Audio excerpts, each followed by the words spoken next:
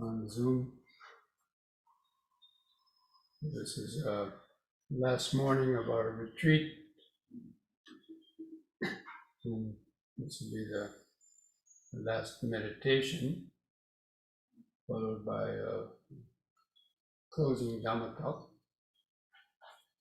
Before we get into the meditation, I just want to give some last sort of instructions on the meditation practice. And yesterday we talked about the five aggregates, being all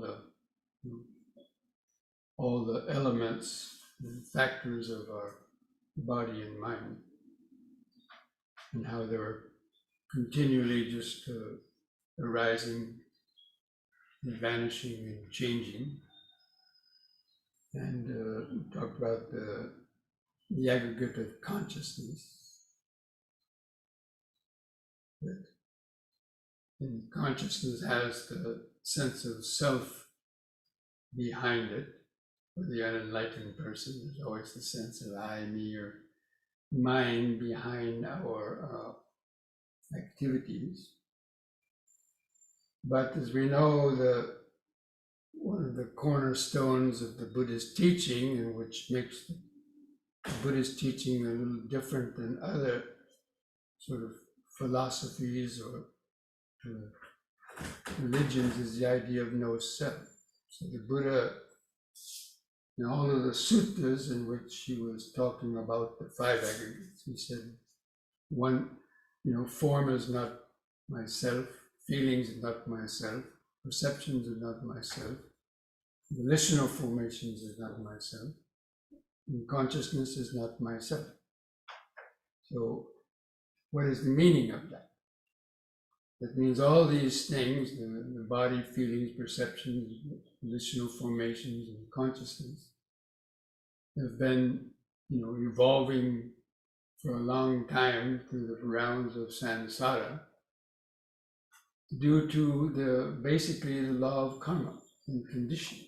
And there is a sense of an I there that seems to be real, but the Buddha pointed out that is nothing that's absolutely real. That means it's static. It's something that just remains static. There's a me or I somewhere inside the brain that owns the consciousness. So that essentially is an illusion. So the Buddha called it not self. And so, because it's the clinging to the sense of self that thinks this body is mine, or I'm the owner of this body, these feelings are mine, I'm the owner of these feelings, the perceptions are are mine, I'm the owner of these perceptions, and the volitional formations are mine, I'm deciding to do or not to do everything.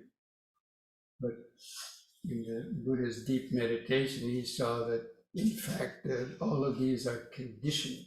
And even though we think we are deciding to do something, it's not totally free will.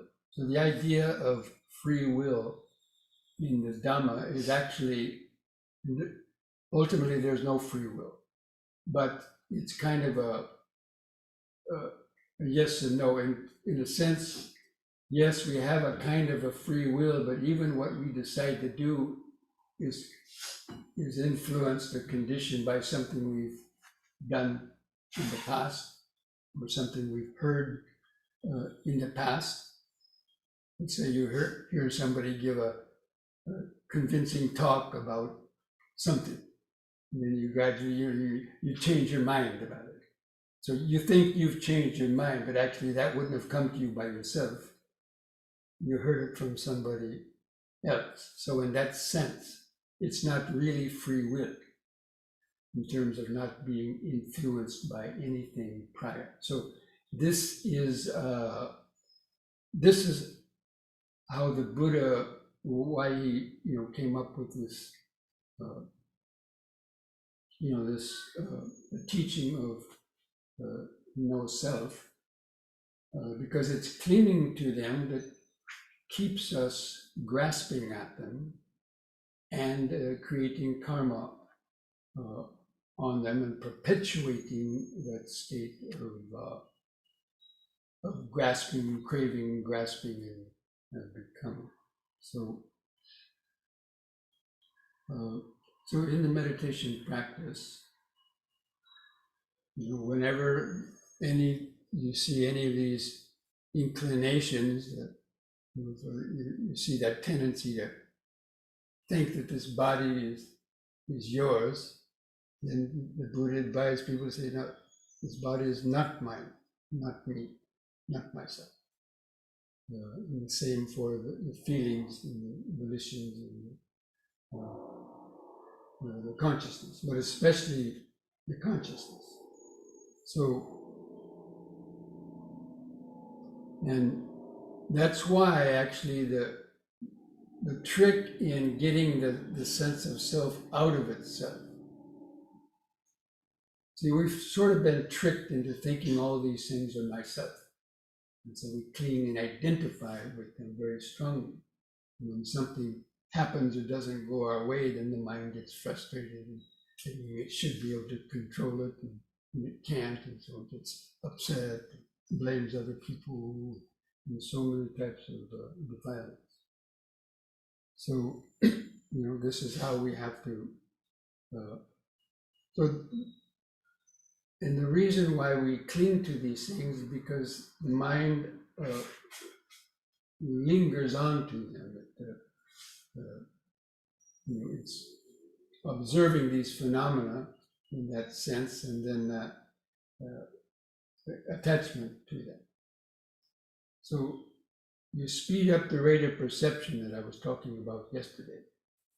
Instead of letting the mind fall on any parts of the body or feelings or perceptions, you just keep letting them go. And cultivating this idea that these are not me, not mine, not myself.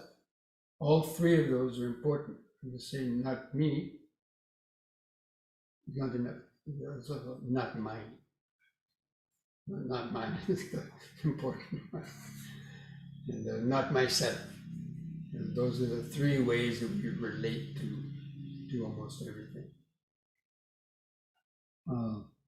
And when the mind is open and well concentrated, and you're experiencing more and more things, the mind doesn't have time to linger on any particular form, feeling, perception, volition, or even state of consciousness, even the state of me, like, I want to do this, and then we get carried away.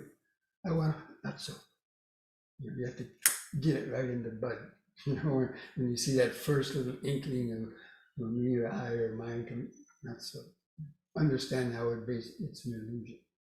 And so the mind, but if you don't have something else to notice, the mind will keep clinging to it.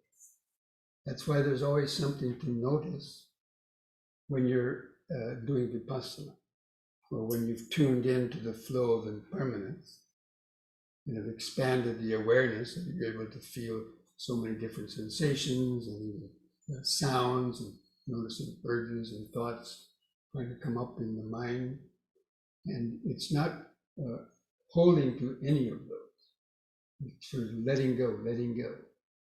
And also another thing to reflect on is constantly letting go. Any of these things that comes in that you're starting to hold on, you start to let go, let go.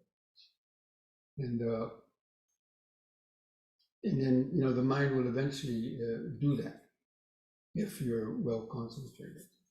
And then you see the immediate relief when the mind lets go of a particular feeling, a painful feeling, and you give up trying to battle it or fight it. Then there's a kind of relief in the mind to let go of that sense of controlling it. But the more things you can notice, then the less time for the mind to develop these ideas of self, and also the clinging to it.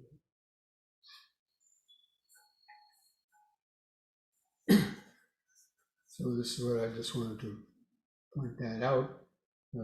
If and when the mind kind of gets to that point.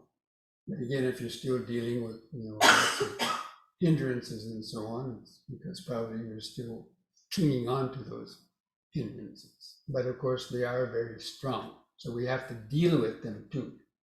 So there's times when we need to pay attention to them and contemplate them until the mind eventually lets go of them.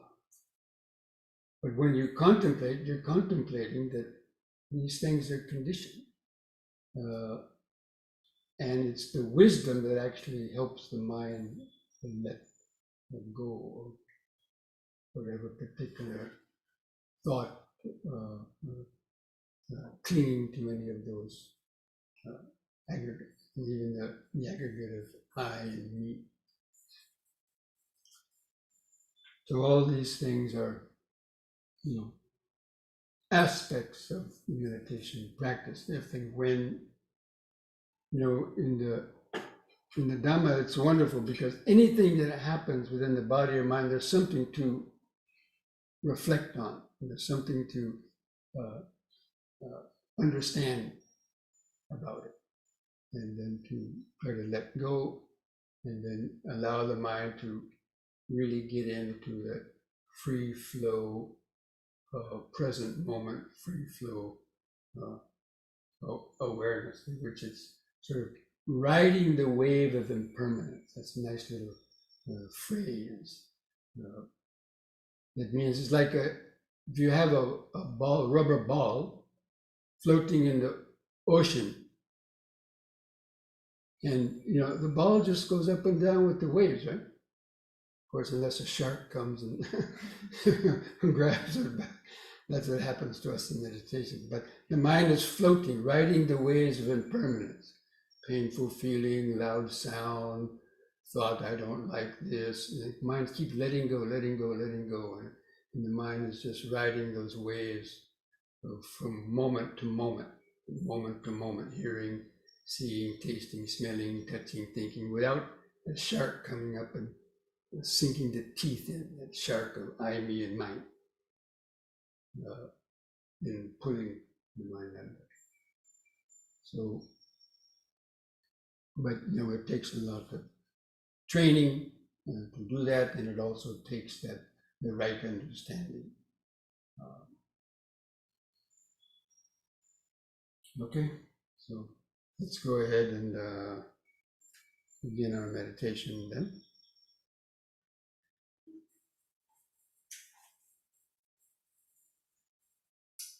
And just try to, again, sit up straight, establish that natural inward curve of the lower spine.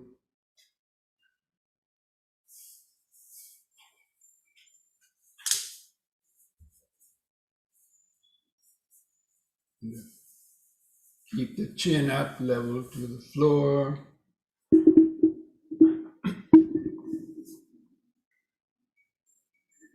Try to find that center of gravity, and just gently kind of move the whole head and spine backwards until you come close to that tipping point,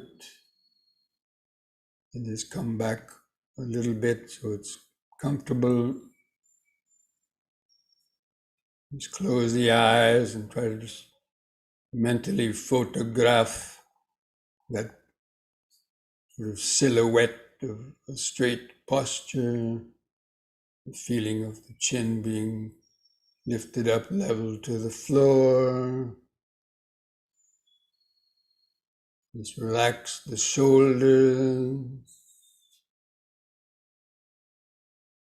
Relax the face muscle.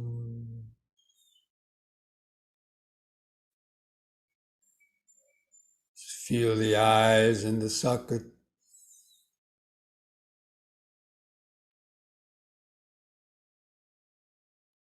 Just relax the eyes.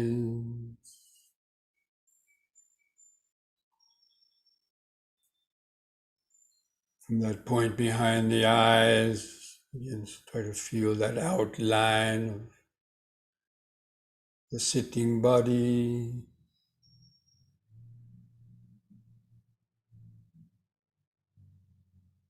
Just remember sitting, sitting. Just feel the buttocks and feet pressing the floor underneath. Hands and fingers touching. Subtle sensation, hands and fingers.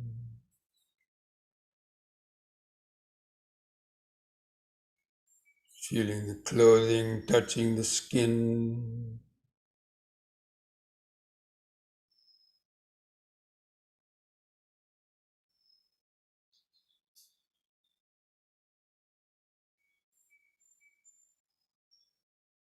Feel the head balanced on top.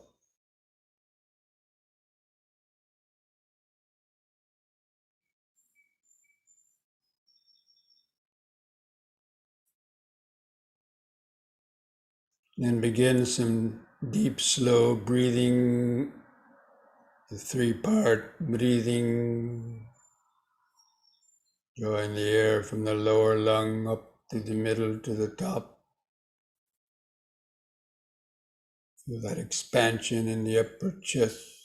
Hold the air in for a few seconds. Feel that subtle surge of oxygenating blood.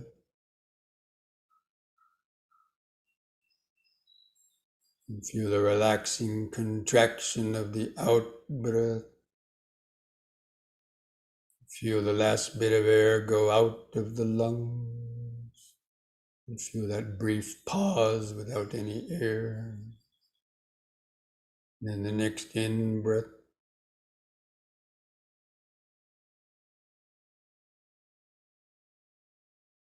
Just take several more deep, slow breaths like that, really grounding the attention in the body.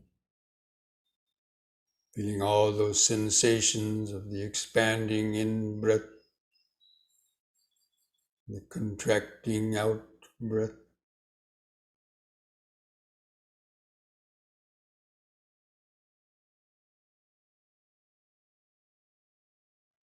Noticing the pauses between the breath.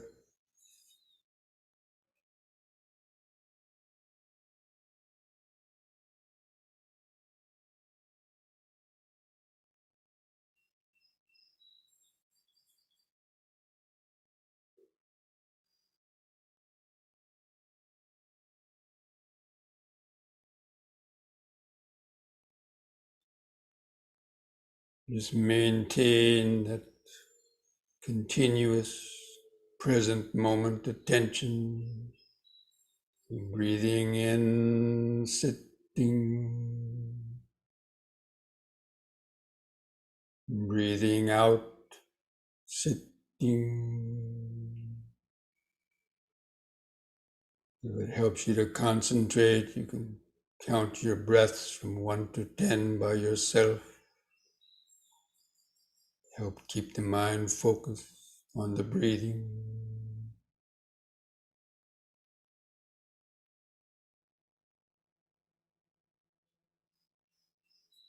Otherwise, just maintain that continuous awareness of the breathing body.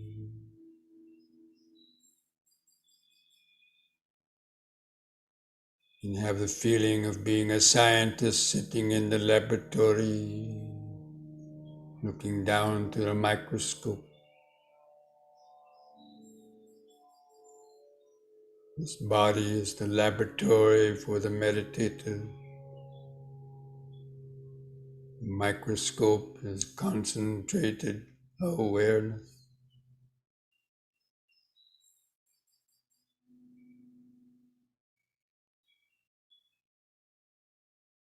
Feeling the 4 phases of the whole breath cycle. Expanding in-breath from beginning to end. The brief pause. Contracting out breath. from beginning to end. The brief pause.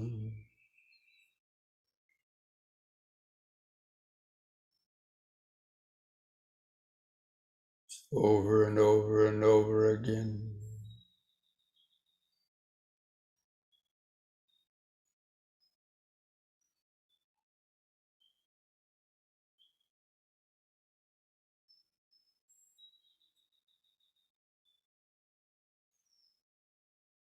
Let the awareness ride that outgoing breath down to the in. Feel that pause after the out breath.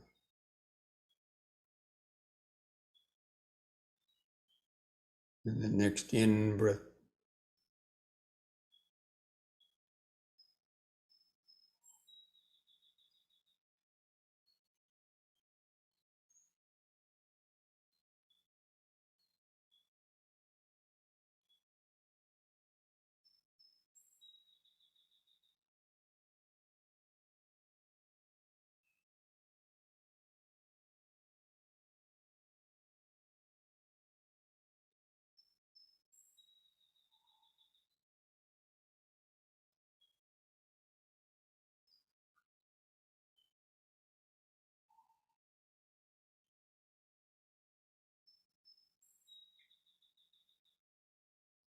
Even during the one in breath, notice many changing sensations, each with its own arising and vanishing.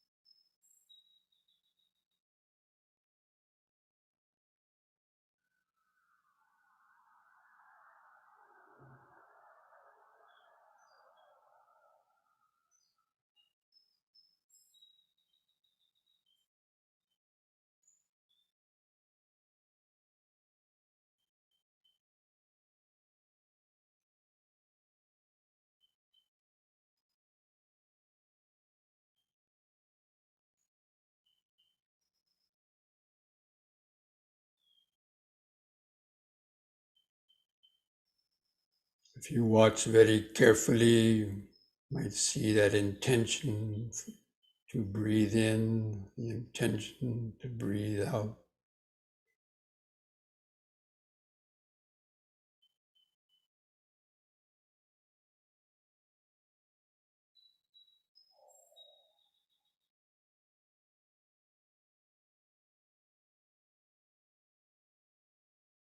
Turning up the power of the mental microscope.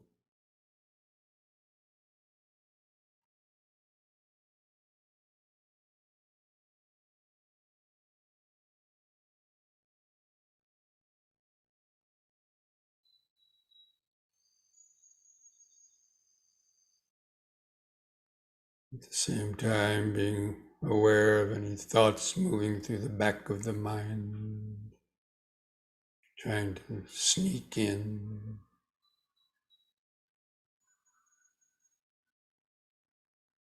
Understand that this is not me, not mine, not myself. Those thoughts are ideas.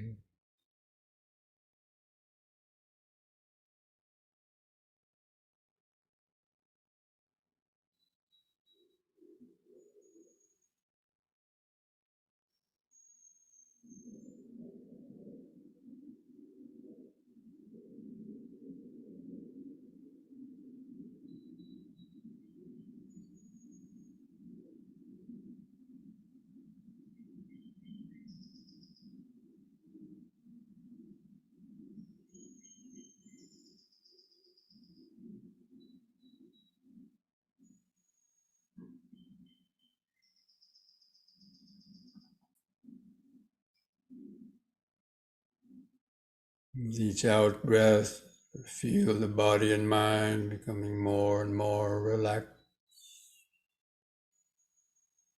into the present moment.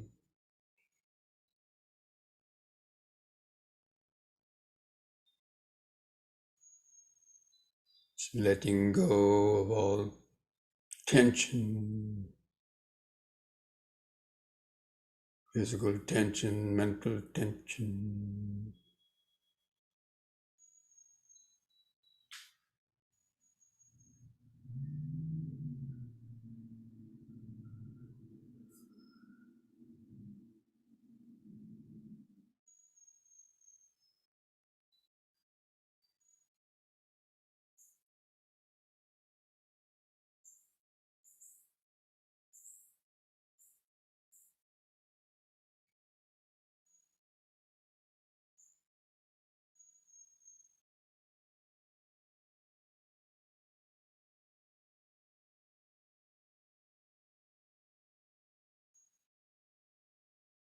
You see any urge to move any part of the body?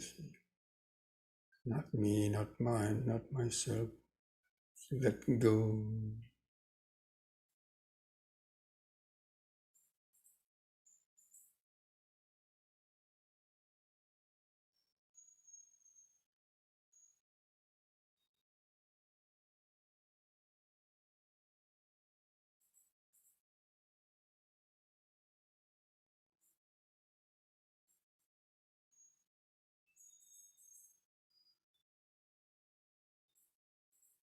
The only time when it's okay to move the body is to straighten the spine if you're slouching, lifting the chin up if the chin is drooping downward.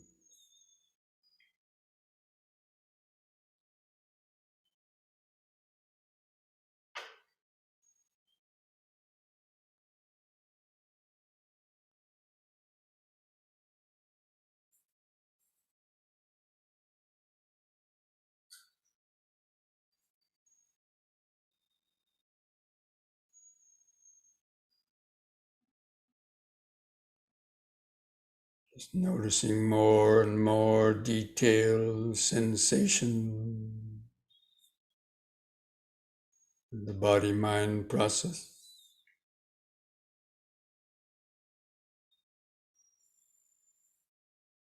Be alert for any of the ego's games in the back of the mind.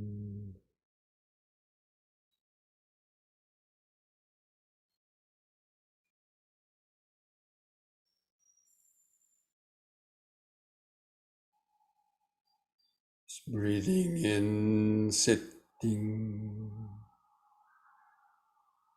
Breathing out, sitting.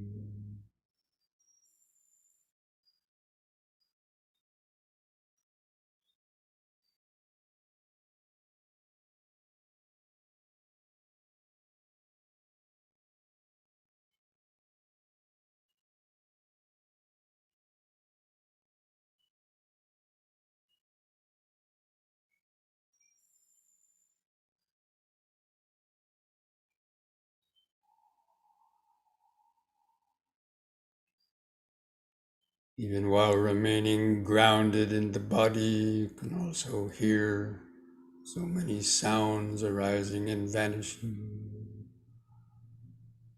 through that space of breathing body awareness.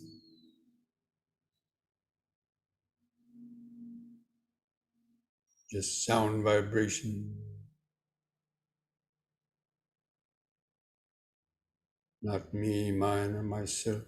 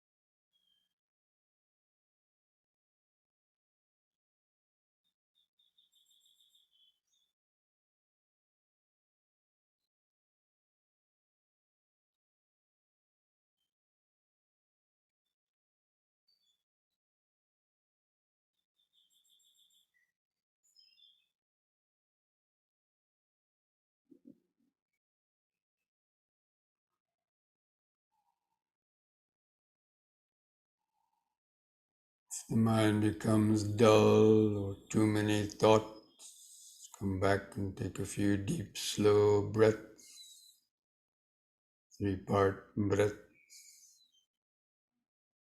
to re-anchor the awareness in the body, in the present moment.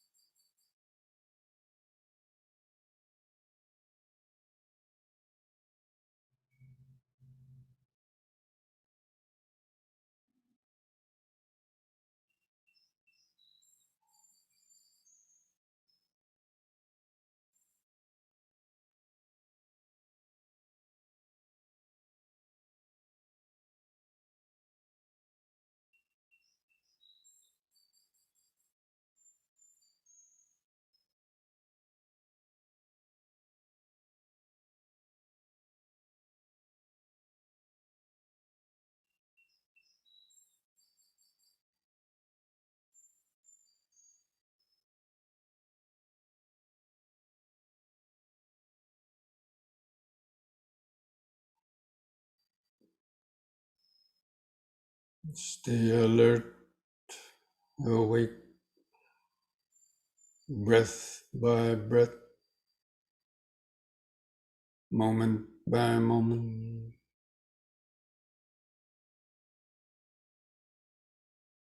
allowing the awareness to ride the waves of impermanence,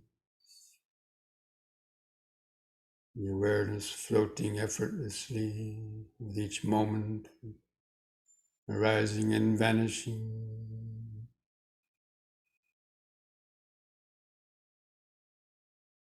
not being caught by any of the objects.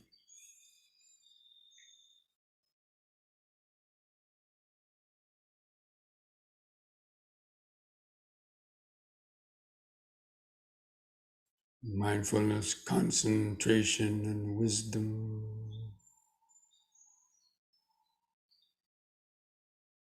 giving buoyancy to the awareness,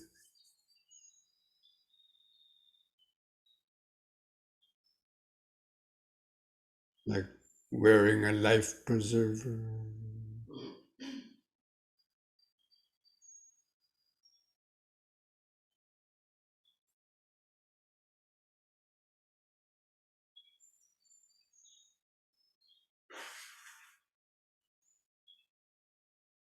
Each moment of hearing, feeling, seeing, thinking,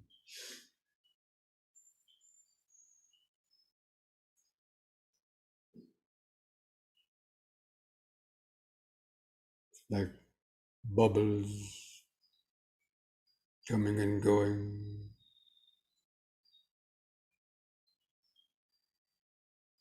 in the space of awareness.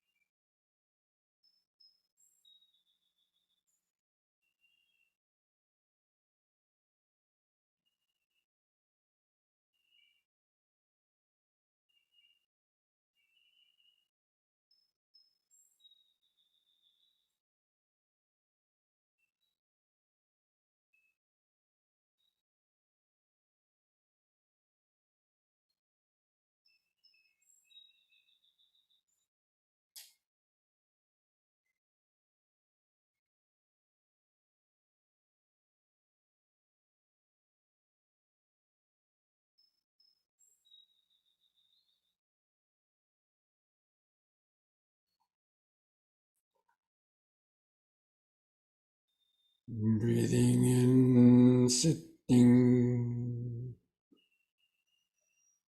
Breathing out, sitting. Sensations come and go. Pleasure or pain come and go. Sounds come and go. Perceptions, thoughts, ideas come and go. Thoughts of I, me, or mine come and go. These are all just 5 aggregates of body, mind, and world, rising and vanishing continuously.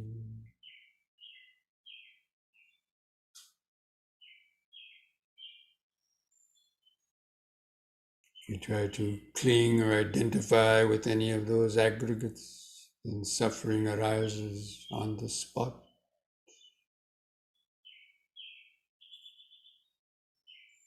The moment of letting go is a moment of freedom.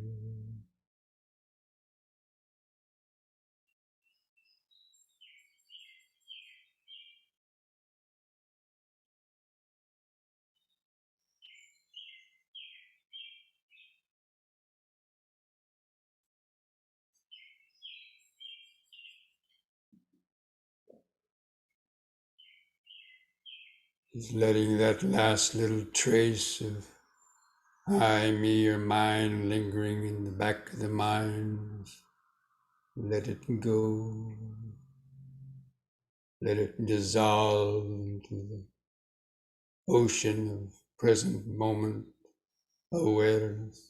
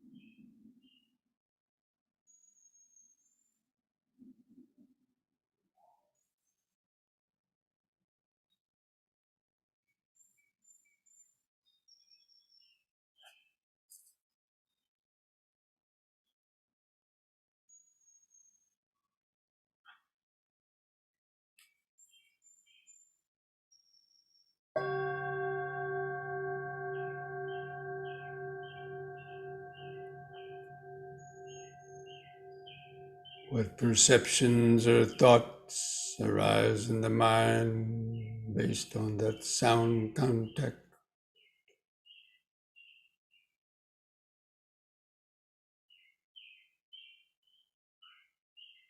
Now let us spend the last few minutes, the meditation, cultivating thoughts of metta, friendliness, best wishes towards our own body and mind and all other beings.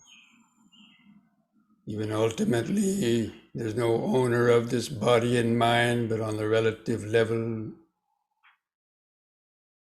we still have to live in it, obey the laws of nature.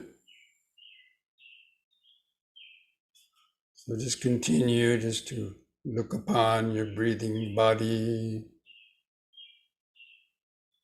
Just kind of just look on this breathing body with the gentleness, no matter how difficult your life might be or problems that you have. Just have that gentle compassion toward this body and mind, living being. And take a few deep, slow breaths. Just cultivate this train of thought. May I be well, peaceful and wise. May I be free from the pains and sufferings of body and mind created by unskillful thought, speech, and action. May I have the patience, strength, mindfulness, and wisdom to meet and overcome all difficulties in life. May I be able to continue to deepen this understanding of the Dhamma, the practice of meditation, to help free the mind from confusion and suffering. May I be well, peaceful, and wise.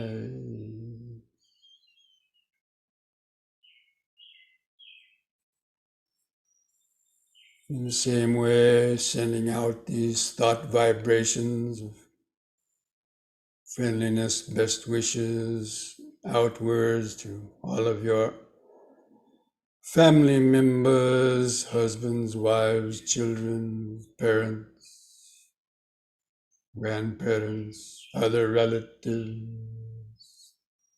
all the teachers that you had in school from the past to the present who've taught you things, other good friends that you see quite often, sending them these same thoughts. May all of them be well, happy, and peaceful, free from greed, hatred, fear, and ignorance, free from the self-created pains and sufferings of body and mind, with their unmindfulness and unskillful action.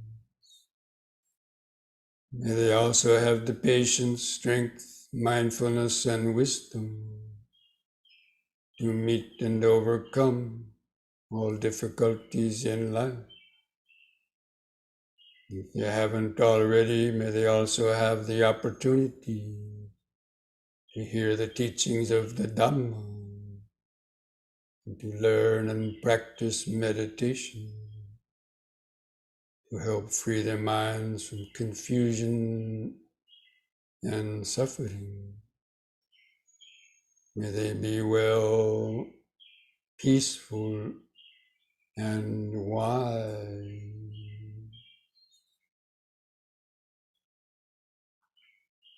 Now try to take some more three-part breaths in a more general way with each out-breath. Sort of imagine these same thought vibrations going out across the fields and valleys and hills, through the towns and cities, going through the bodies and minds of all the beings, soothing the fires of their greed, hatred, and delusion, cooling the pains of their suffering, and awakening the seed of love and wisdom in their heart. So with each out-breath, just imagine these waves of metta like heat radiating from a wood stove, or fog moving through the city. Just with the idea that may all living beings, wherever they might be, living near or far, weak or the strong, rich or the poor, may all living beings be well, happy, and peaceful, free from greed, hatred, fear, and ignorance,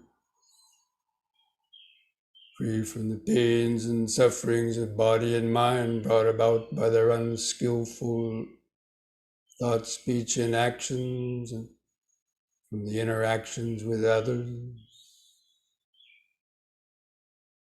May all beings have the patience, strength, mindfulness, and wisdom to meet and overcome all difficulties in life. May all beings have the opportunity to hear the teachings of the Dhamma, and to learn and practice meditation, to help free their minds from confusion and suffering. May all beings be able to live peacefully and harmoniously together, understanding the ultimate interconnectedness, interdependence, and impermanence of all things.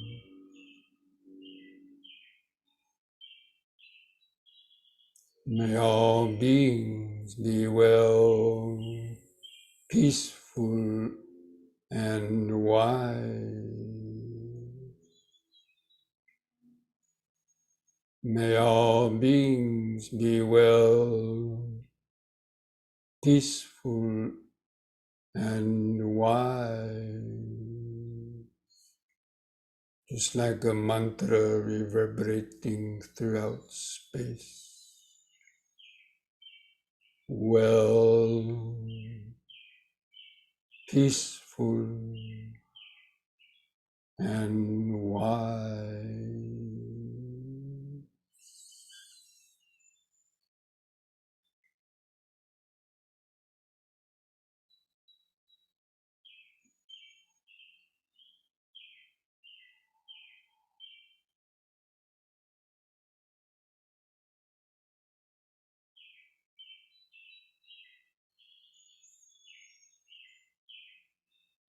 I invite you to join in chanting this little metta mantra. Some of you may know. Do it 3 times. Dukkha pata chani dukkha bhaya pata chani bhaya soka pata chani soka hontu sabbe pipanino dukkha pata chani dukkha bhaya pata chani bhaya soka pata chani soka hontu sabbe pipanino dukkha pata chani dukkha bhaya pata chani bhaya Soka pata jani soka hontu sabbe pipaninu.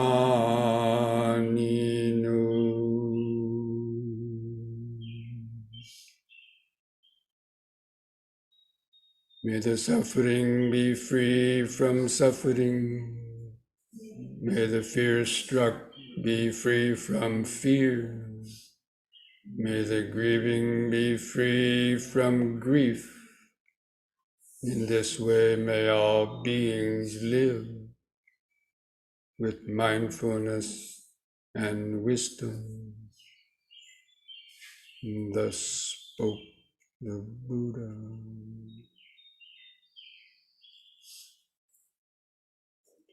Sadhu.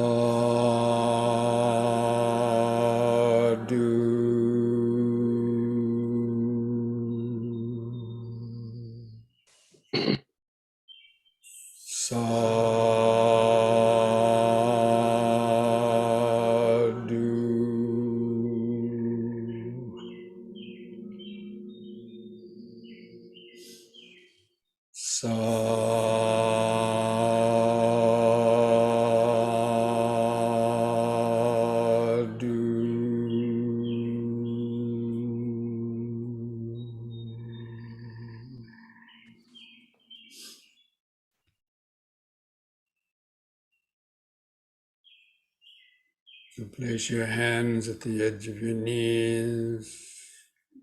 Take one more deep breath. Stretch your head back. Pull the hands against the knees to arch the spine.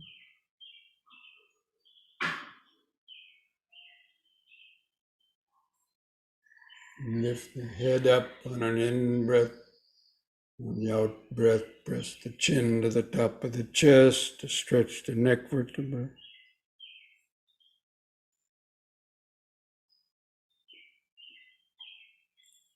Lift the chin up level on the in-breath.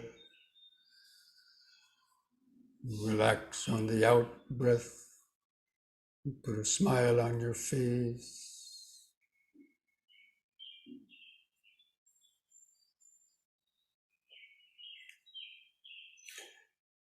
Okay, friends. So now we're going to have a few minutes, little break to stand up and relieve any pain in your legs. Use the restroom, drink a little water, and then we'll come back for the closing Dhamma talk.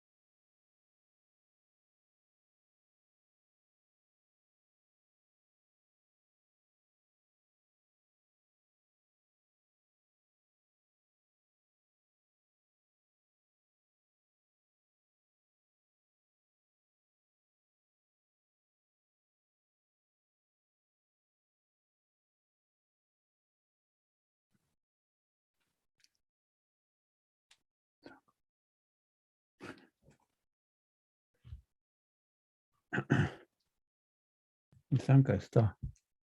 Oh, so. Mm. Hello. Hello. Have Okay. you had your surgery, class? Yes. 6 weeks ago. Okay, good. Mm. Good to know that. Okay. We stop not talking so much.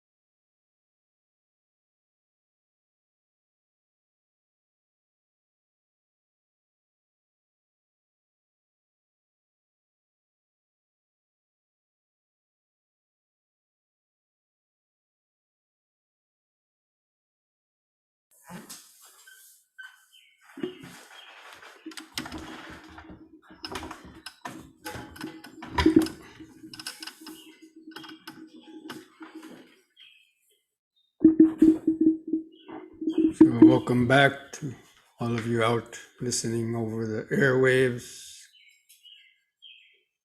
I want to just give greetings to our friends over in Europe, Klaus, and Gabriella, and any others who may be out there.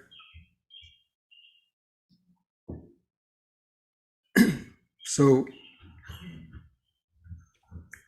now the retreat is over, and the question is always, how can we practice Dhamma in daily life? Now,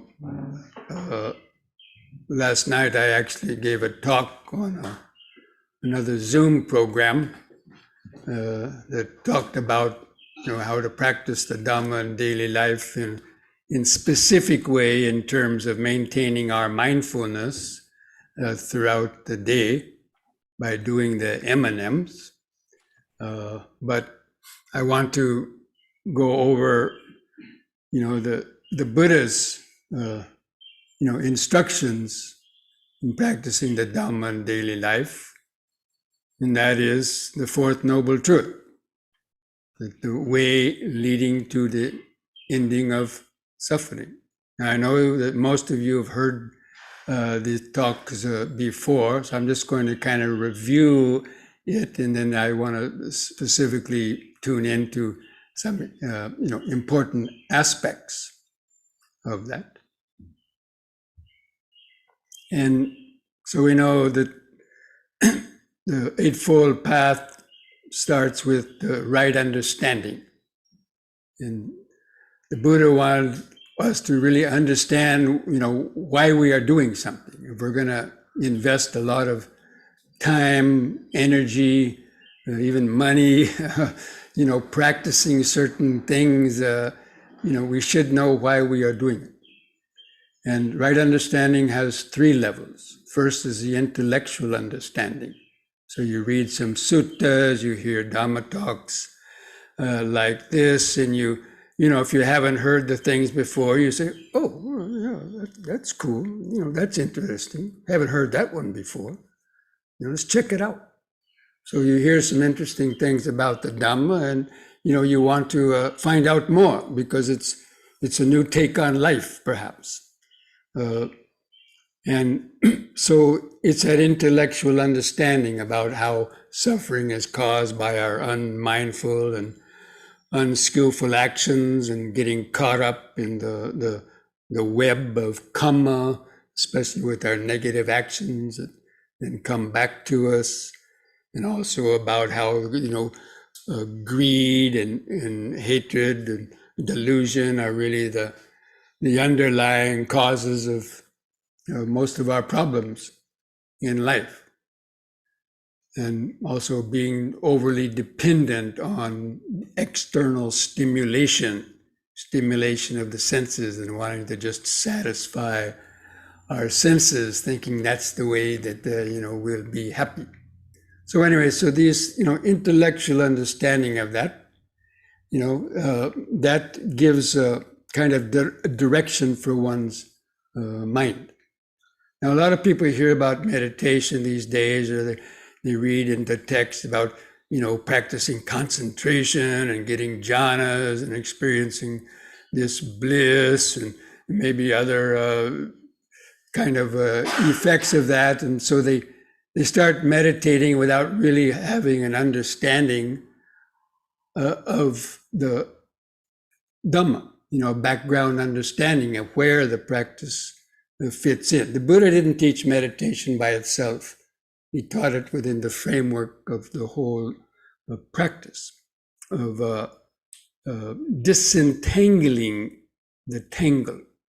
So you all heard the little stanza of the inner tangle and the outer tangle. This world is entangled in a tangle. And the outer tangle is all the myriad 84,000 things that captivate the mind, and nice smells and tastes and sounds and sights. People get all tangled up with those, with their grasping and aversion and so on. And that causes a tangle within our mind. and gets the mind also all entangled with the web of karma. So anyway, so the right understanding gets you to actually start practicing something. And well, you contemplate the Dhamma, because just intellectual understanding is not enough. You have to think about it in your daily life. Oh, how is this law of karma working? How is greed really a bad thing? And you can see what you might have done out of being greedy, hurt somebody or hurt yourself or got sick or something like that. Oh, okay. So you contemplate the Dhamma, you think about it in the daily life, and that makes more sense than just the intellectual understanding. And then, you start practicing the other aspects of the Eightfold Path, right thought. Well, the third level of understanding are the deep insights that will come out of your meditation as you develop along. But even those first two, the intellectual understanding and the reflective understanding, that's enough to get people motivated to start practicing. And then you have to then write thought. You have to think about what you heard or read, which I already mentioned about that. So it's thinking about the Dhamma. And those three right thoughts, there's said to be three right thoughts. The thought of lightening up. Now, traditionally, it's said that the thought of renunciation. But a lot of people think, oh, how can I become a monk or a nun and renounce? So, especially for lay people, it's about the thought of, downsizing.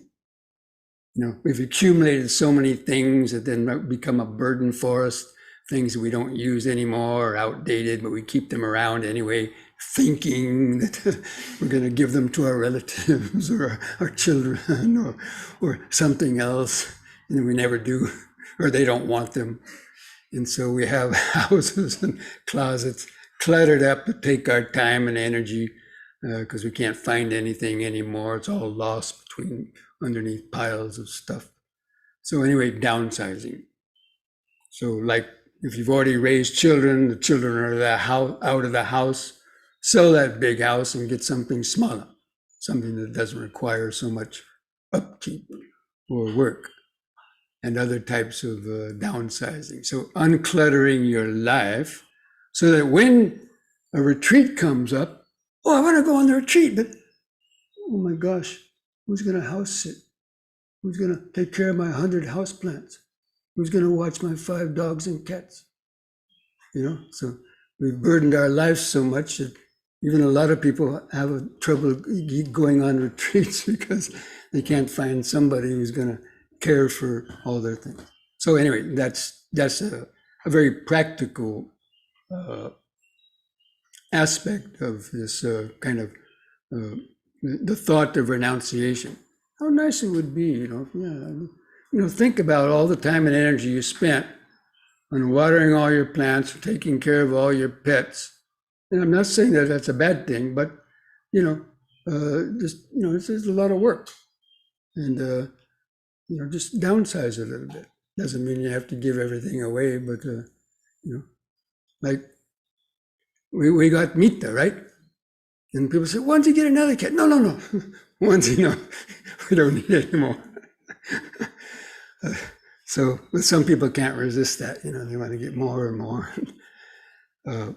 Okay, so the thought of downsizing, and then the thought of non-ill will. That means the thought of, that anger is like a burden, a poison for our mind, holding ill will and anger towards people. And just how nice it would be to be free from that burden of having resentment and ill will and anger towards so many different people or other situations that really we can't hardly do anything about. But we just, it always works on our mind. And then the thought of non-cruelty, not wanting to be cruel to others. Now, those are related. Cruelty and anger are related because usually it's because of anger that you become cruel to people, right? Or objects. You kick a dog, or strike an animal that's bothering you, or squish a cockroach and just wants to crawl around the floor, so on. So you develop a more gentle frame of mind. So, but generally it means thinking about the Dhamma. But those types of right thoughts, the thought of lightening up your life, and overcoming your ill will and anger and resentment, and also becoming more kind and friendly and compassionate towards others, not wanting to harm others, even even animals and insects. So it makes the mind more gentle. And that comes from the right understanding. And so in the Eightfold Path, everything is a stepping stone to the next. If your understanding about the world is wrong, or if you're ignorant, you don't even understand the nature, then our thoughts will be wrong. And if your thoughts are wrong, that means thoughts of just greedy and I have the right to be angry and hate that person. And, then your speech will be wrong. And if your speech is wrong, your actions will be wrong. And if your actions are wrong, the way you live is going to be wrong. If the way you live is wrong, that means just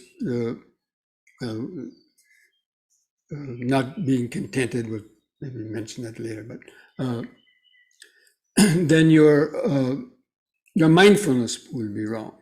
And when the mindfulness is wrong, the concentration will be wrong. And when the concentration is wrong, your efforts will be wrong. So anyway, that's why the right understanding and the right thought is important, because everything comes from that. So then you start practicing the right speech, the right action, the right livelihood. I'm not going to go over those in detail because most of you already know about that. Living by the 5 precepts, cultivating the 4 types of right speech, or actually giving up the 4 types of wrong speech and the wrong actions, which includes all the precepts. And then the right livelihood. You try to have an employment that wouldn't cause you to directly or indirectly sort of break any of those precepts or to cause harm to others. And it's getting more and more difficult these days to find occupations that don't, in one way or another, involve, let's say, cheating or not telling the truth about things, or selling products that harm people and so on. Because you're the one that has to go home and sleep at night. So I usually give the example of like a secretary, an innocent little secretary, right, working for a big corporation, keeping the books, right? Comes time for recording the income and the taxes and all that. And the high-powered boss comes by and looks over your shoulder and says, "Why don't you change that 5 million to just 50,000? What? That's not right. Well, somebody else is looking for your job." So you kind of feel pressured, to to do something that you may not really want to do. And that's just one example, but we can find a lot of examples like that. So anyway, that's the right livelihood. So to have a profession or occupation, when you go home at night and say, "I didn't hurt the flea. I didn't do anything that anyone would want to blame me for." Of course, there's always going to be somebody to blame us for even things that maybe we didn't do. But so the right livelihood, and then the right effort, the right mindfulness, and the right concentration.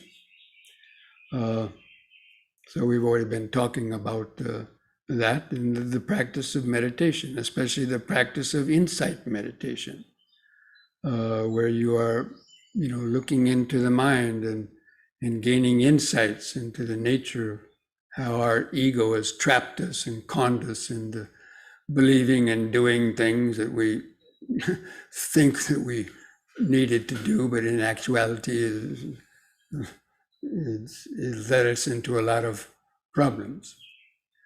And just the whole web of karma, you can see how your mind operates at these subtler levels of mindfulness and concentration. You can see the tricks the mind plays on us. Now, how many people, the people that are here in house or out there, have ever seen your mind playing tricks on you? The ego trying to trick you out of doing something maybe you didn't want to do. Because it's very clever that way. That's why they call it Mara in Buddhist terminology. Mara. Okay. So anyway, those 8 factors of the Eightfold Path, I think most of you know, they're divided into the 3 groups of skillful conduct, which are called sila, which comprise the steps of the right speech, right action, right livelihood. And then the group of meditation, or usually called concentration, but it means practicing meditation, developing mindfulness and concentration, or right effort, right mindfulness, and right concentration. Those belong to the group called concentration, but it's not just concentration, but it involves all of those, especially mindfulness. But when you practice mindfulness, you're also strengthening your concentration. And then wisdom. And wisdom comprises the first 2 steps of the Eightfold Path, right understanding and right thought. So these 3 groups, which in the Pali they're called Sila, Samadhi, and Panya. But in the English translation, probably is more appropriate to call it skillful conduct. That means it's conduct in accordance with the laws of nature, not infringing on the rights of others and doing things that make the mind calm and peaceful.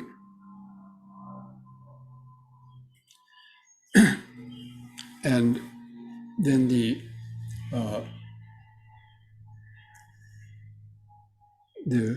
practice of meditation and the wisdom.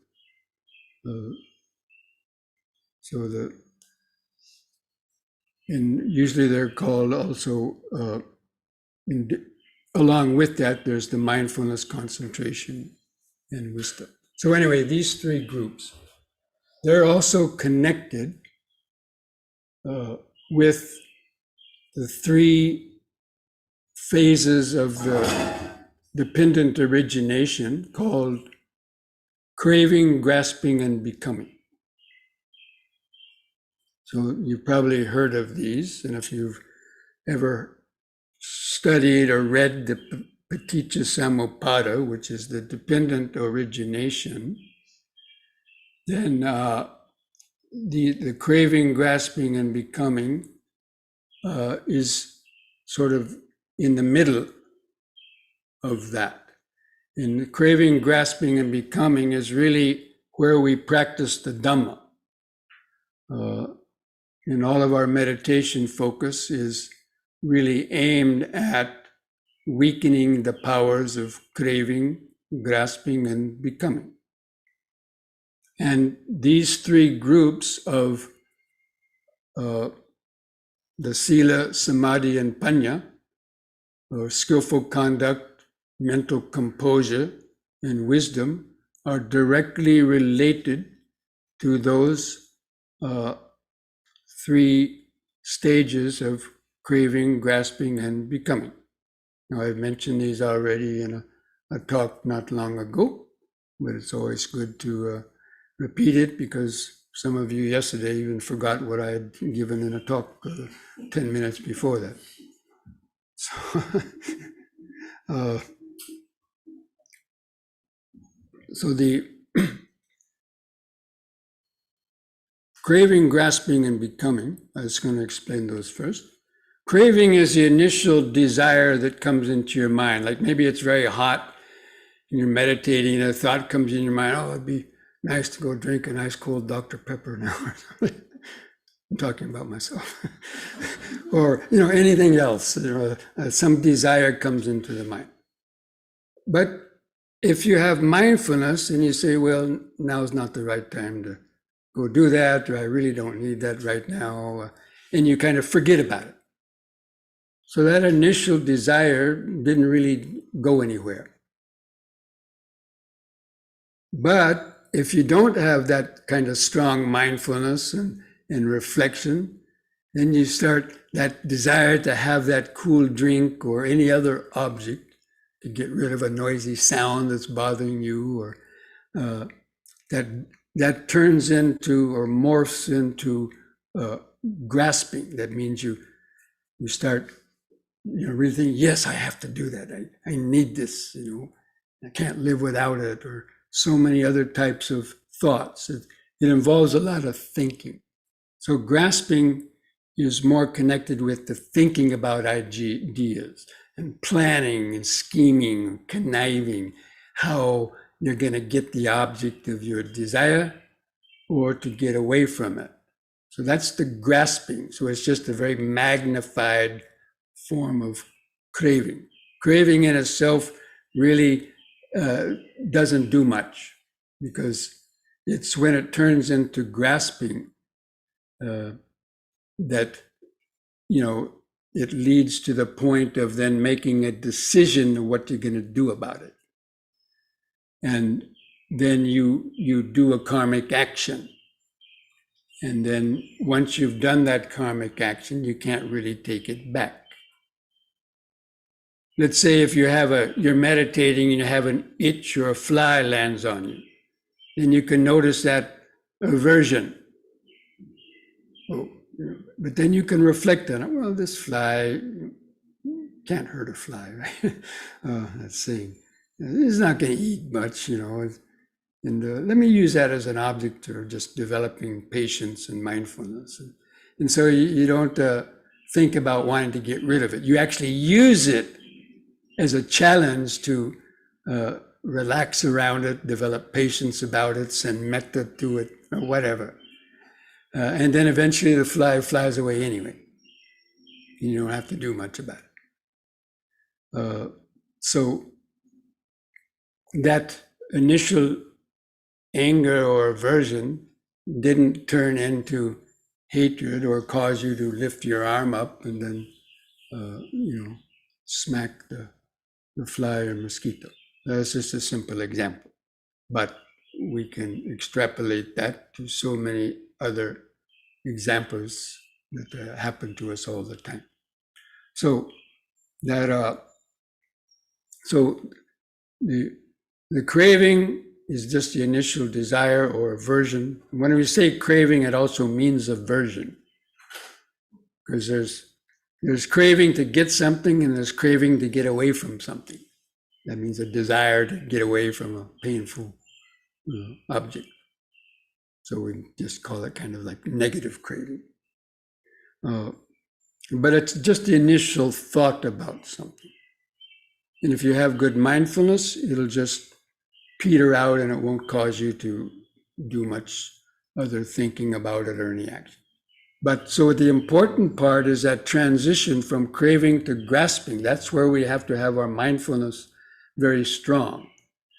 And to learn all the methods about right effort that we find, the Buddha has taught the efforts in dealing with these distracting thoughts and so on.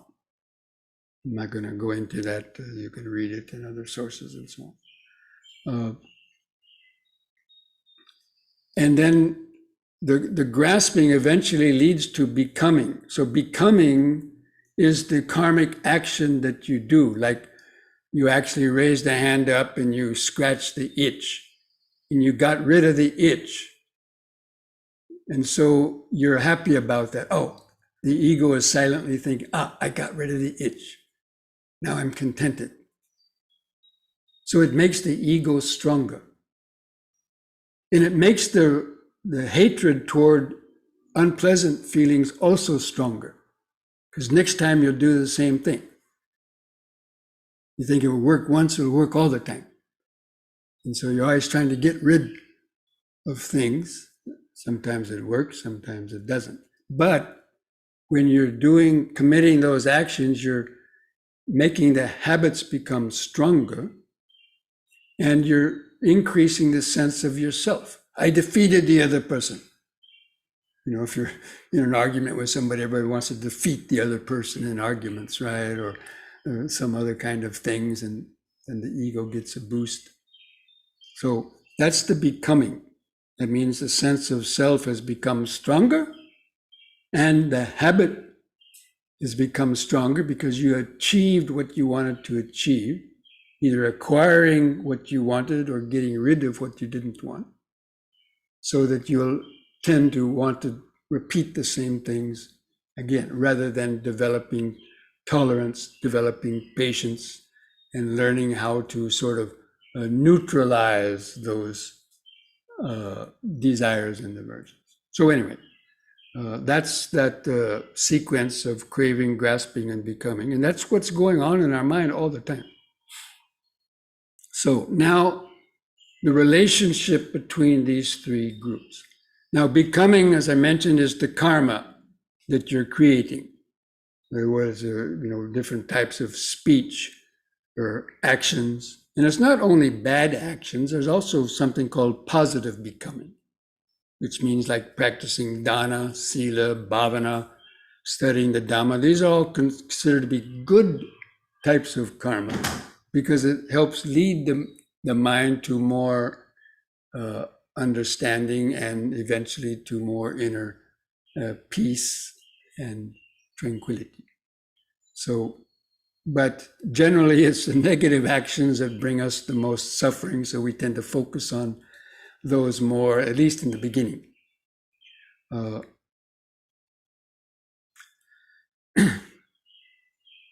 So even though craving comes first in the mind, craving comes first in the mind and then morphs into grasping, and then that leads to making a decision and then the karmic action.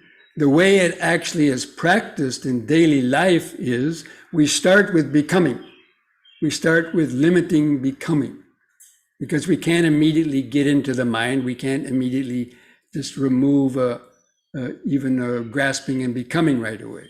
So the practice of sila, that means the precepts, is like putting a fence around our actions. It's like you have to protect your garden from rabbits or deer, right? So you put up a fence around it so they don't get in there. So the same way, if we don't follow some kind of moral guidelines and keep repeating it to ourselves, we tend to forget. This is, you guys forgot something, some sentences yesterday. So anyway, to have these kind of guidelines that you're always remembering, at least it restricts your physical behavior. So at least it prevents you from killing that cockroach or killing some insects or physically wanting to harm somebody else or steal or lie or whatever it is, any of the breaking of the precepts. So it stops the physical actions, or maybe the verbal speech too. It kind of forces you to, but you still might like to do it, right? So maybe you had the urge to tell a lie, or maybe cheat on your income tax documents or something, and then you're tempted because it's an easy way out, and you say, well, everyone does it, no harm, But then, at the last minute before then your morals come into play and says, there's still a chance I might get caught, and then if I get caught, then it's going to cause more trouble. or somebody's going to find out that I've told this lie or slandered them. And so at least you force yourself not to do it. And so at least you then don't get the harmful effects that would have come if you had done that particular karmic action. So what I'm saying is that sila helps to just weaken or minimize the negative types of becoming of karmic actions that bring suffering. But that alone will make the mind more peaceful, because now you don't have so much guilt, worry, remorse, and fear about having done those things that somebody's going to find out about, and that keep on bringing up anxiety and worry and so on. So when you sit to meditate, hopefully you won't have so many monkey mind thoughts. But of course, you're still going to have thoughts. So that's where the grasping, you work on grasping the next. Don't worry about getting rid of desires. A lot of people, they read the Second Noble Truth and they say the Buddha said, or they think the Buddha said, get rid of all desires. You say, oh, how can I do that? It's impossible, Don't worry about desires. Worry about grasping or clinging. So don't worry about trying to get rid of all your craving now, but work on first the becoming that would lead to negative actions based on that greed and desires. And then you work on the thoughts. And so we work on thoughts by practicing concentration. So grasping the group of meditation, because you all know when you meditate and you develop mindfulness and concentration, then slowly, as you get more connected to the body and you develop that connection to the present moment, then the momentum of thoughts start getting less and less.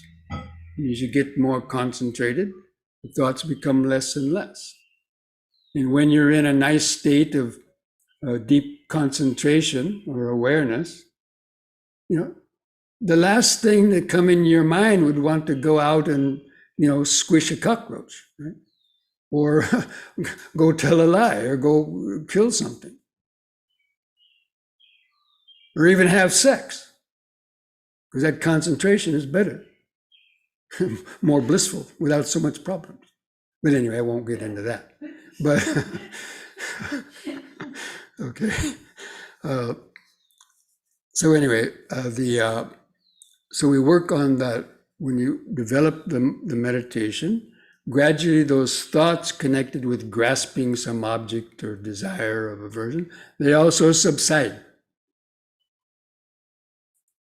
But when you come out of meditation, those thoughts can come back again. It's only when you're staying in that state of concentration that those wandering thoughts subside. But when you come out of the meditation, those thoughts can come back again. And I usually give the example of a jack-in-the-box, the toy, jack-in-the-box. So the head, for you Germans is, what is that, Kastenteufel? The head of the jack-in-the-box, the clown. You push the head down. The head represents greed, hatred, and delusion, and me. Look at me, look at me. The ego. So in concentration, you push that head down because of the sheer force of the concentration. You push that down into the unconscious temporarily. And, it remains hidden. But when you come out of the meditation, it's like taking the lid off the jack-in-the-box. What happens? And why does it come up strong? Because of the spring. You just compressed the spring. You haven't weakened or cut the spring. And so that is sort of the effect of just practicing concentration without developing wisdom, is it has that effect of just temporarily suppressing the defilements, but not uprooting them. And so that is where the wisdom comes in. And even the craving, and it said that craving or desire is not even weakened until one reaches the first stage of, or the second stage of enlightenment, which is the stage of once returning. Even a Sotapanna that's revered by many people thinking that they're already enlightened, they still can have greed and hatred and desire. Of course, it's not going to be strong enough to commit any really bad karmas, but still they can have it. So it just shows that it's very deep rooted. So this is the function of the wisdom, works on eradicating the craving. And that wisdom means attaining the stages of entering the stream, once returning, never returning, and the final enlightenment. And that it involves weakening the 10 fetters. I'm not going to go into that now. I've even talked on that before. So I just wanted to point out how those three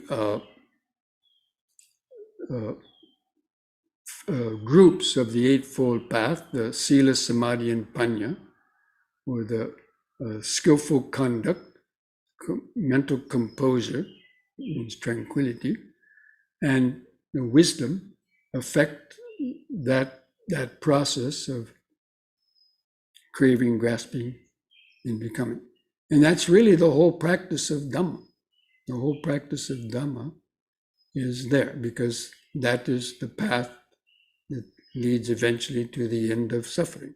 And the end of suffering means overcoming all the untangling, disentangling the tangle of greed, hatred, and delusion with all the objects from the past or even into the future, and liberating the ego consciousness. So I just wanted to kind of point that out because, you know, those are very important connections, and that understanding helps a person to be, you know, more mindful and to reflect on that. And during your life, you can see how these forces of craving, grasping, and becoming, how they lead one to the other. You know, you can see them happening even in 1 second. You know, if you all of a sudden you get a fly lands in your ear, and you know immediately you raise a hand up and you try to get it out. You know, it doesn't require too much even thinking. It's just it's a strong impulse, but there is that volition behind that karma. Or it could spread out over, you know, many minutes or even hour or two. You could have a desire and maybe spend an hour or two thinking about it and going back with the pros or cons. Should I? Shouldn't I? You know, and then finally you make a decision to do it, right? So that could be over the space of several hours or even years. How many people maybe entertain the idea, oh, it'd be nice to become a monk or nun, live in the forest, meditate, attain nibbana, you know. Then after a couple of days, maybe, I don't know. And they might go back and forth for even years before taking their first meditation course or yoga course, maybe use something a little bit less severe, right? How many entertain the idea of, yeah, I should learn meditation, but you waited 2 or 3 years before you went to your first class or your first retreat. Or, yeah, I want to go to yoga class, but the same thing happened. So like that, this process of craving, grasping, and becoming could be spread out, you know, over a longer period of time, but many of them happen very, very quickly. But in either case, the practice of the Eightfold Path, the Sila, Samadhi, and Panya, are, you know, that is the steps and the practice that the Buddha laid out. And so I want to encourage all of you. I mean, we've been practicing, mostly focusing on the practice of meditation. But when you go home, you have to learn how to integrate, and you want to try to maintain a certain level of mindfulness in your life, right? I mean, I already talked about this yesterday in the Dhamma talk about practicing M&Ms. And that's one of the most powerful ways of keeping your toe in the door in terms of your meditation practice, or at least being mindful, because it's out there on the street, day by day is where you create most of your karma, and the interactions with others and the surprises that come during the day. You get a phone call from the police saying your son or daughter got arrested for something, or some other relative got in a car crash and they're in the hospital, or you get a message from the doctor saying that that test came out positive. Those are the times when we have to have our mindfulness there and remain composed and not jump to conclusions or make a mountain out of a molehill, and be able to make a reasoned response rather than doing something in a rush that proves out to be complicate things more. So that's why the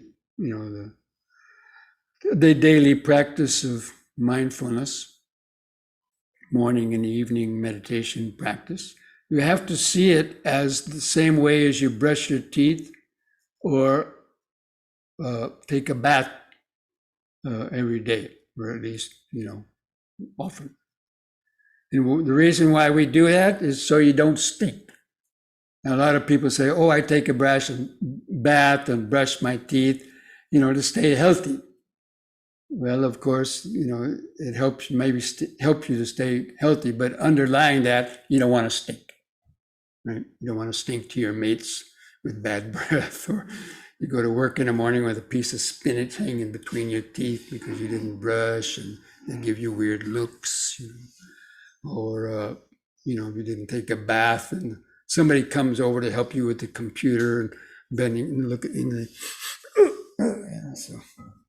so we like to keep clean for that reason. But what about our mind?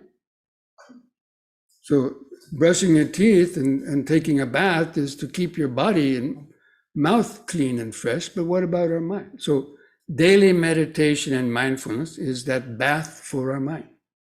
We're letting, sit in meditation for 20 minutes, 30 minutes, 1 hour, letting go of all your negative thoughts, and developing metta, and developing kindness, and learning how to remain more inwardly centered and composed, and not, always being neurotic or reacting to things that disturb others.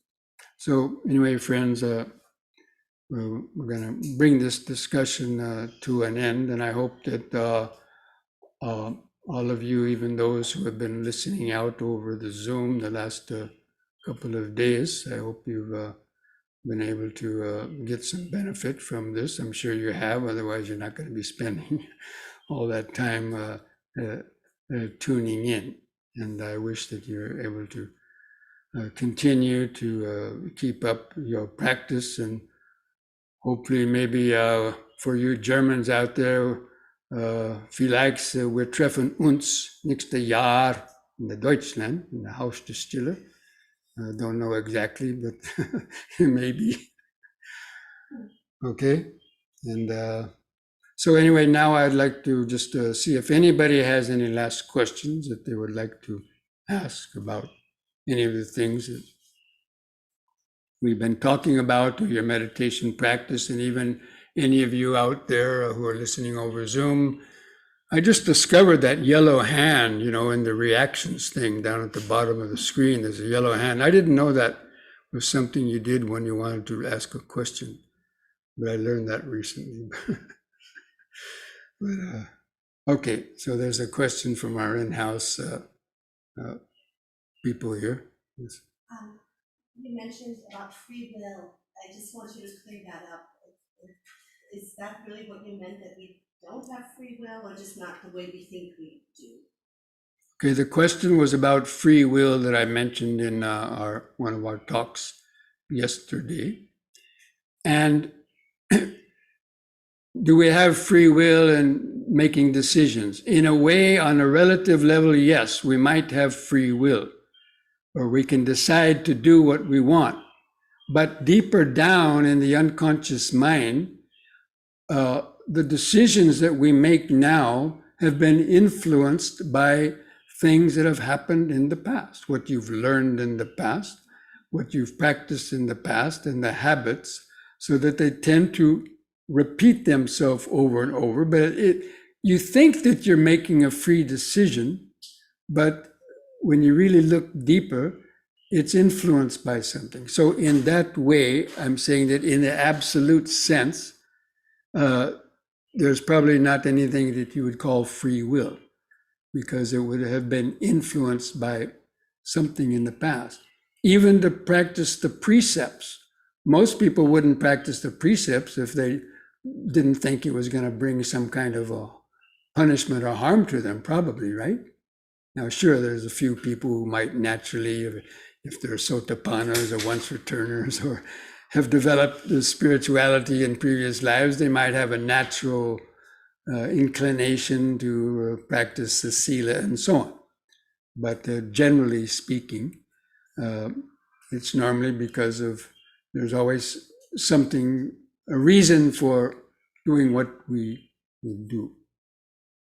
So you could say there's nothing such as an original thought, because it's probably been floating around in the universe somewhere for billions and billions of lifetimes, and that we ran across it, although we think we might have discovered it. But in reality, it's something that probably was already there in a latent form, and then something caused it to come out. Okay?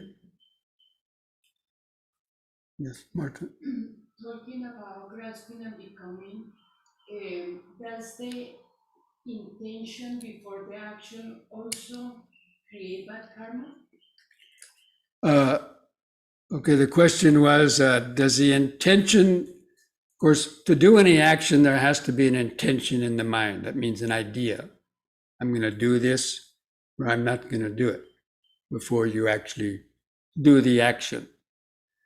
But the action has the heaviest karmic result, because if you have the intention to kill somebody and you do it, then, people are going to come looking for you. But if you had the intention, but you gave it up, and you didn't actually commit the act of killing, at least the consequences of doing the physical deed won't come to you, but still the mind is going to have that, still have those residual thoughts that could be a danger, in the future. So that is also a kind of a karma.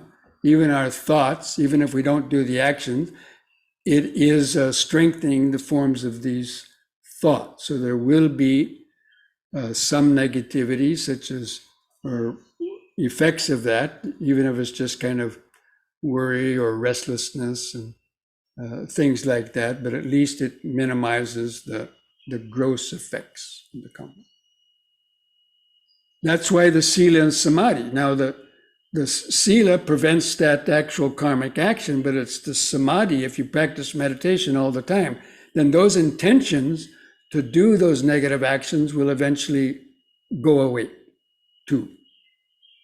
But it's the meditation and the wisdom and so on that helps to remove those intentions. And then, of course, with attaining the higher stages of insights, then they get uprooted altogether. We got any yellow hands out there? Let me see. I have a related question. Okay. So if you say you meant to kill something, like you got a bomb, one of those fumigating bombs to get rid of the insects, and it didn't work, or alternatively, you stepped on an insect by accident. So which is more karmically destructive, the intention to kill but you didn't kill, or killing by accident? Killing by accident has the weaker intention. It's the same way in Western law, right? If you accidentally get in a fight and somebody trips and cracks their head and dies, you didn't really intend for them to die. So the punishment would be less, right? But right, like if you go to a bank and you say you have a gun, it's the same as actually having a gun in terms of your punishment. Maybe, I mean, you know, I'm not a law expert. Yeah, but if you say you have a gun and you don't, somebody over there may pull a gun and shoot you. So, you know, by telling that lie is going to cause you some harm. But the more you premeditate something, that's why first-degree murder carries the heaviest penalty, because there was premeditation. You thought it out, you planned it, and then you did it. But you might have planned something, but eventually you give it up. And then you can still get conspiracy, right? So you can still get punishment even for having ideas. So it's better that, you know, that's why you have to work on both. You have to not do the physical actions, and you also have to work on eliminating the intentions that would give rise to those actions. What about eating meat? Is it The question was, what about eating meat? Well, technically speaking, eating meat is not against any of the precepts. But for Buddhist monks, I think most of you all know that story already. But for Buddhist monks who supposedly are trying to practice at a higher level to attain full enlightenment, then they shouldn't eat meat if they knew that the animal was going to be killed, especially to feed them, or they heard or suspected it. Then they shouldn't eat it, because that contributes to that person's karma, that they were killing it to feed you. And so indirectly, there might be some cause, but this is a higher level of thinking. The ordinary person probably wouldn't think like that.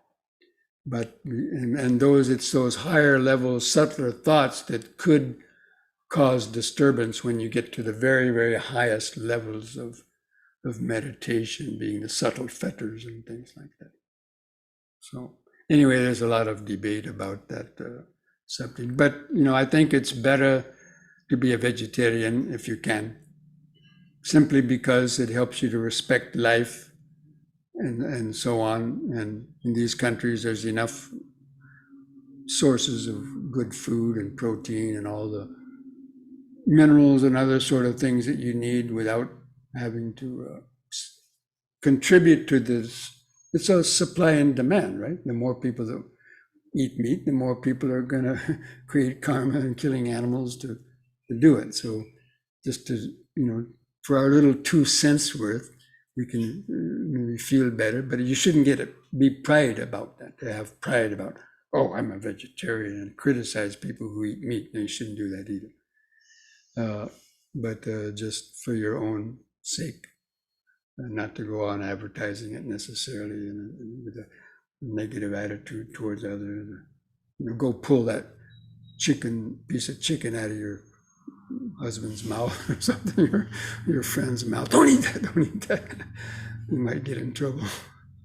Okay. So any of you out there, I didn't see any yellow hands raised in here. I don't know. Anybody raise a yellow hand? Anybody out there? I don't see any. Okay, looks like there's not. So we're going to be having Donna here coming shortly. So we're going to bring this program to an end. And so I just wanted to remind everybody, mindfulness today keeps the dukkha away. And Namo Buddhaya.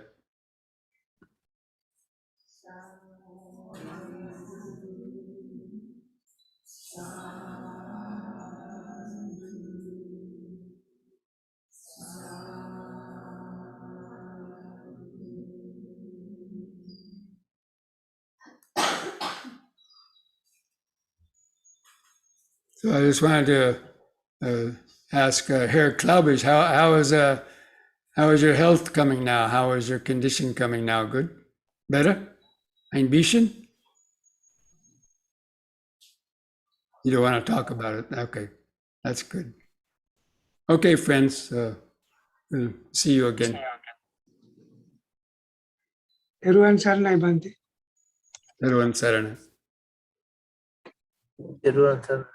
Namo Buddhaya. Namo